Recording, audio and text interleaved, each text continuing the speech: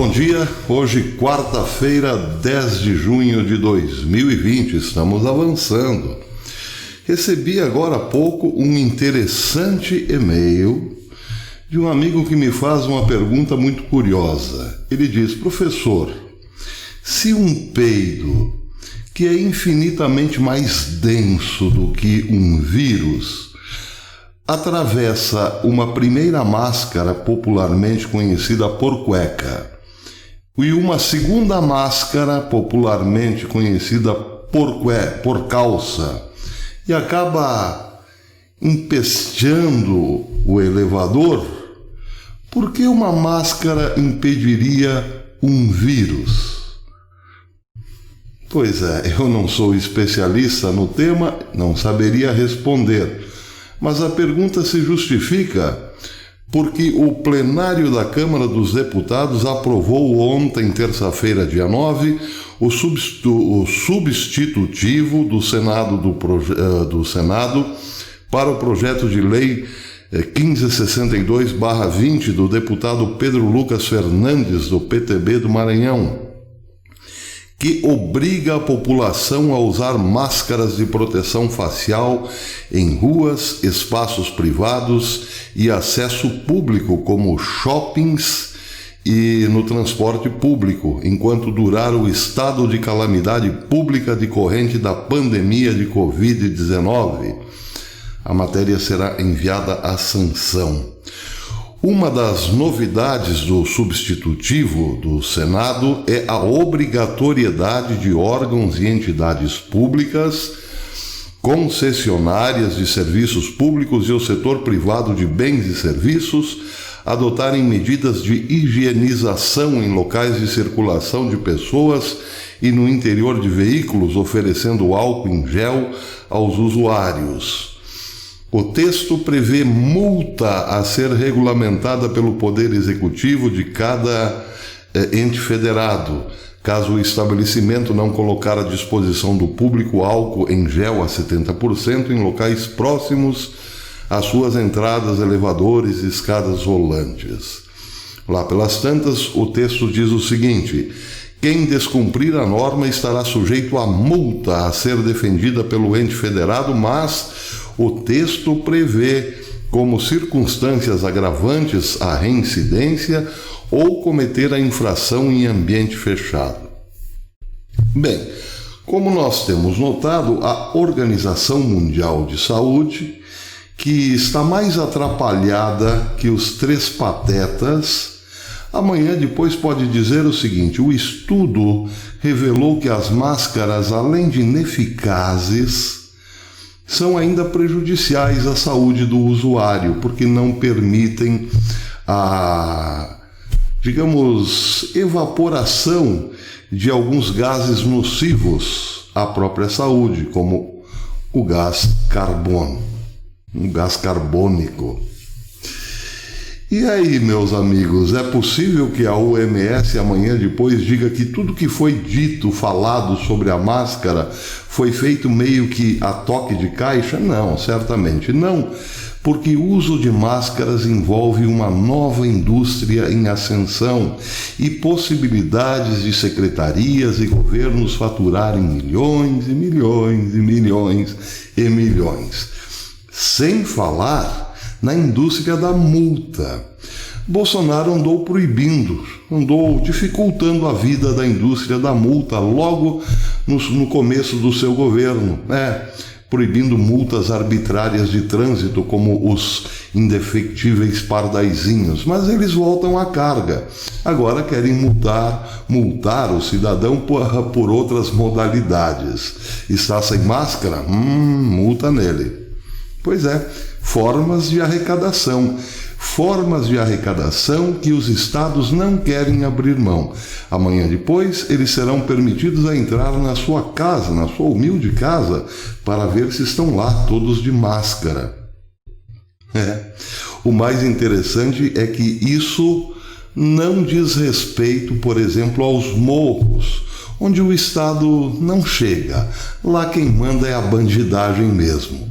Bem, que o diga uma liminar assinada pelo STF, Edson Fachin, que simplesmente deixou a população dos morros à própria sorte, a população de bem dos morros, porque lá, durante a pandemia, que ninguém sabe quando acabará, polícia não pode entrar.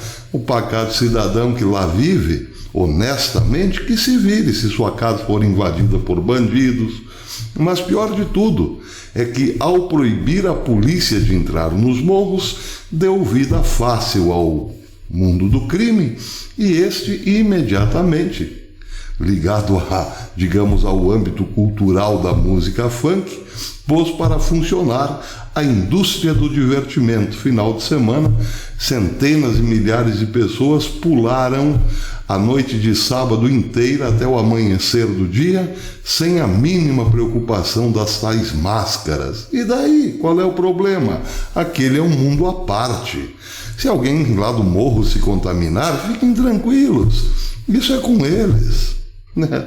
Pois é, esse é o Brasil com Z, né? Como ironizou certa vez o Monty Python, um filme que ninguém entende, um filme, uma espécie de surrealismo o tempo todo. Mas é isso, o Brasil é um país surreal, ninguém entende. Bem, a outra notícia interessante, muito interessante, aliás, do dia, mostra o quanto o STF está preocupado com a sua imagem, tanto que é hoje a maior vítima entre os poderes da República. Tem comovido e muito partidos de esquerda que querem fazer um grande ato em favor do injustiçado poder. Essa matéria, melhor dizendo, está no portal do Senado. Diz o seguinte: os senadores e deputados de partidos de oposição divulgaram na terça-feira um manifesto em defesa do Poder Judiciário. O texto repudia ataques do governo federal e de seus apoiadores aos ministros do Supremo Tribunal Federal.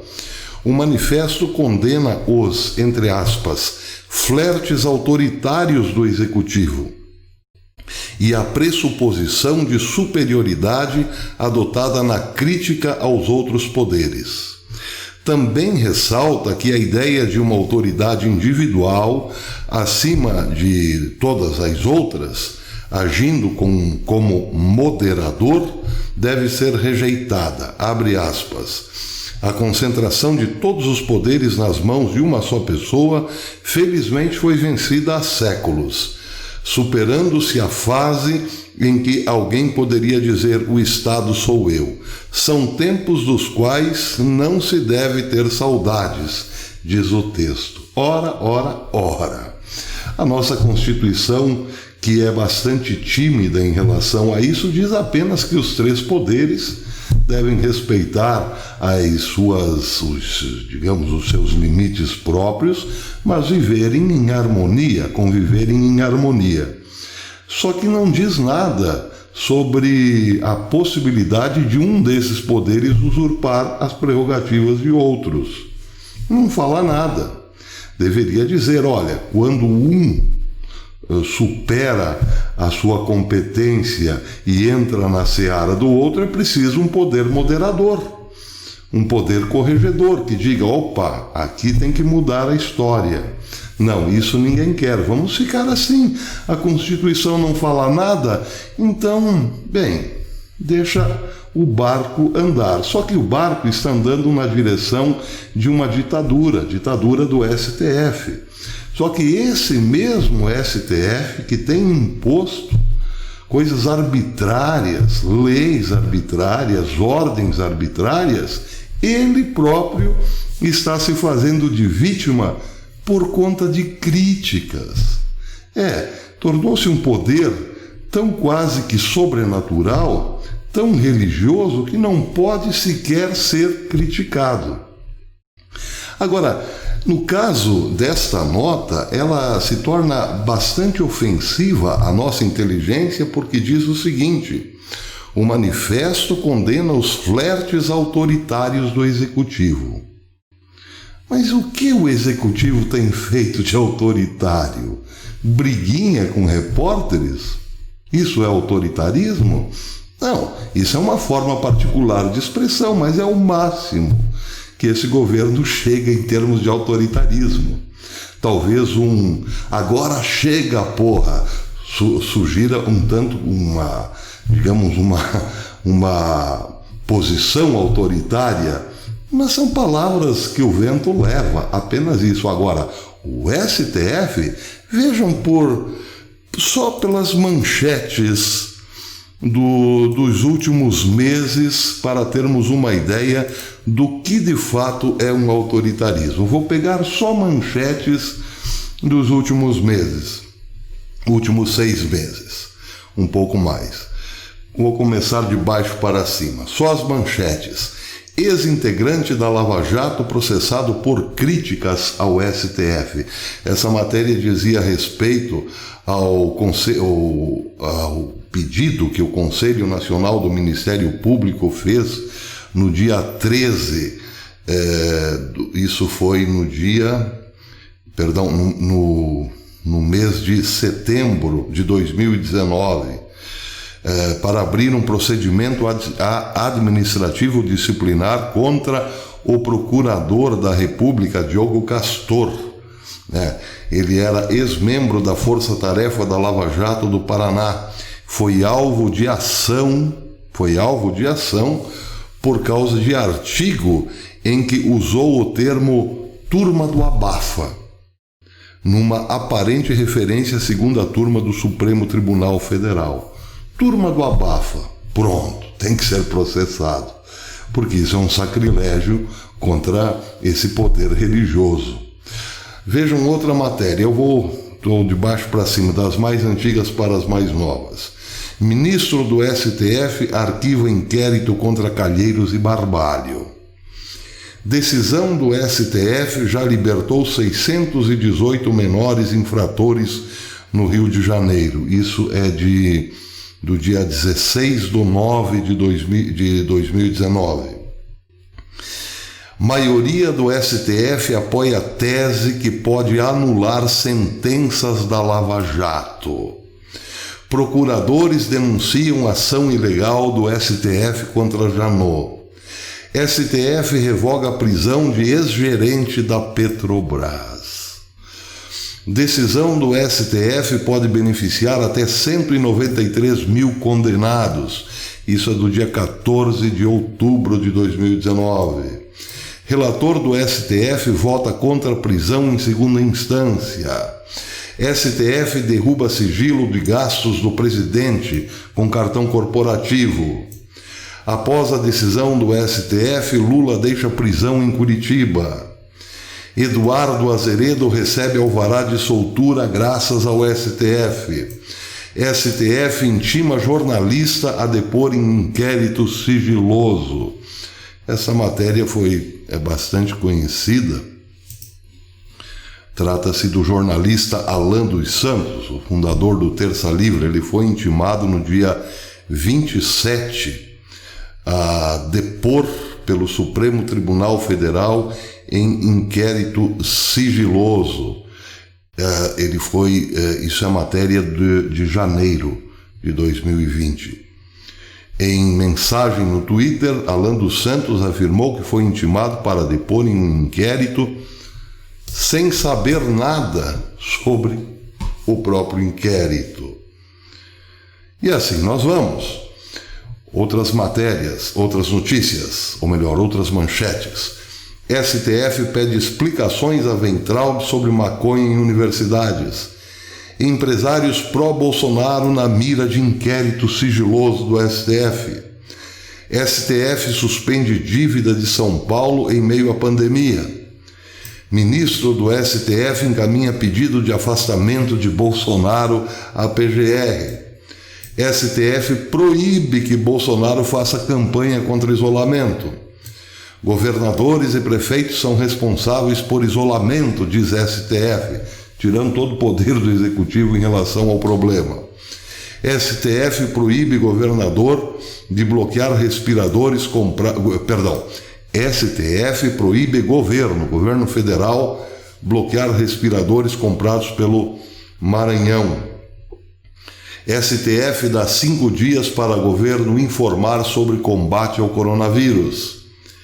STF pede informações à Maia sobre pedido de impeachment de Bolsonaro. STF abre inquérito para apurar acusações de Moro contra Bolsonaro. STF proíbe esfaqueador de Bolsonaro de dar entrevista à imprensa. Weintraub na mira do STF por suposto racismo contra chineses. STF suspende nomeação de Ramagem como diretor da Polícia Federal. STF derruba trechos do Ministério de MP, de medida provisória, que altera regras trabalhistas. STF dá 5 dias para a Polícia Federal ouvir denúncias de Moro contra Bolsonaro. Isso também foi algo que surpreendeu, porque a princípio eram 60 dias, mas o STF quis dar uma agilidade jamais vista naquela casa. As denúncias, as famosas denúncias contra Moro, que não deram em nada, denúncias vazias, mas ali havia um empenho especial do ministro Celso de Mello em etc. STF suspende expulsão de 34 diplomatas da Venezuela, do Brasil. O Ministério das Relações Exteriores decide uma coisa, o STF diz não. STF autoriza depoimento de 3 ministros do governo Bolsonaro. STF dá 72 horas para Planalto entregar vídeo citado por Moro. STF autoriza perícia em vídeo de reunião entre Moro e Bolsonaro. A AGU entrega exames de Bolsonaro para o coronavírus ao STF. A AGU entrega exames de Bolsonaro, exames de coronavírus para o STF avaliar. Porque o STF pedia, enfim, partidos de esquerda pediram ao STF, e o STF ordenou que o presidente entregasse o seu exame, quebrando, no mínimo, a ética médica. Pois é. STF proíbe expulsão de diplomatas da Venezuela até a pandemia acabar. STF derruba liminar que permitia a abertura de barbearia em Sergipe. Pois é, em virtude de tudo isso, já temos uma certa noção de que o STF não é a vítima dessa história, como querem os partidos de esquerda fazer o povo crer. E isso que nem falamos dessa liminar do juiz Edson Fachin, que transforma o Morro num país à parte, onde o Estado está proibido de entrar, pelo menos na sua forma de força repressiva. Não, lá não entra. Pois é, preciso ler novamente a embrulhante nota. Vou ler só mais um pedacinho. O manifesto condena os flertes autoritários do Executivo. Como vocês viram, o Executivo é, sim, bastante autoritário. O autoritarismo do Executivo está no fato de Bolsonaro não renunciar, não deixar o caminho livre para eles. Isso é inadmissível. Estão fazendo de tudo para que aconteça, claro. Mas se não acontecer, certamente terá outros modos. Um deles é o que está em prática. O governo decide algo, o STF anula, cancela. É assim que a banda está tocando. Agora, atenção, tem muita gente que diz o seguinte: não, mas calma aí, professor, porque o governo Bolsonaro, embora tenha aí muita coisa derrubada pelo STF, está mostrando serviço. Olha aí, estradas e mais estradas. Lembro do seguinte, ontem até fiz uma notinha no Twitter sobre isso. O que antecedeu a primeira Revolução Russa, que não foi em 1917, mas foi em 1905, tinha no pano de fundo uma obra gigantesca, comparável apenas à muralha da China, que era a Transiberiana. Pois é, a Transiberiana deu emprego para os mujiques de toda a Rússia, aqueles que tinham recebido a liberdade, mas não tinham terras, não tinham condições para prosperar. Muitos iam para a cidade, tornavam-se proletários, mas viviam à margem da sociedade. Bem, com Nicolau II, o Romanov, e esta gigantesca obra, todos os mujiques, os pobres da Rússia, tiveram pelo menos a chance de uma renda extra trabalhando na Transiberiana. Mas foi justamente ali o período mais violento que a Rússia do século XIX viveu, porque se por um lado haviam mais ofertas de emprego, por outro crescia a insatisfação articulada entre liberais, burgueses liberais, e uma casta de intelectuais, entre eles, por exemplo, Lenin, Trotsky e assim por diante, que foi, inclusive, o diretor da primeira Soviet. E ali foi foi chocado o ovo da serpente, que viria a dar primeiro na Revolução de 1905 e depois nas duas de 1917, primeiro em fevereiro, em março, depois em outubro, novembro. E dali para frente a Rússia não parou mais de espalhar os seus erros pelo mundo. Quero dizer o seguinte: a tomada do poder por parte da esquerda independe da economia boa apresentada pelo governo em vigência ou em questão. Não depende disso. A guerra pelo poder toma outros atalhos. E aqui está sendo também chocado um ovo de serpente nesse momento. E ele depende muito, ou melhor, serve-se muito da aparente fragilidade do governo. Isso não é bom duvidar. Ou melhor, disso não é bom duvidar. Porque lá na Rússia, entre o século XIX e XX, acontecia a mesma coisa com o czar, que reagia de modo errado quando reagia. Até depois.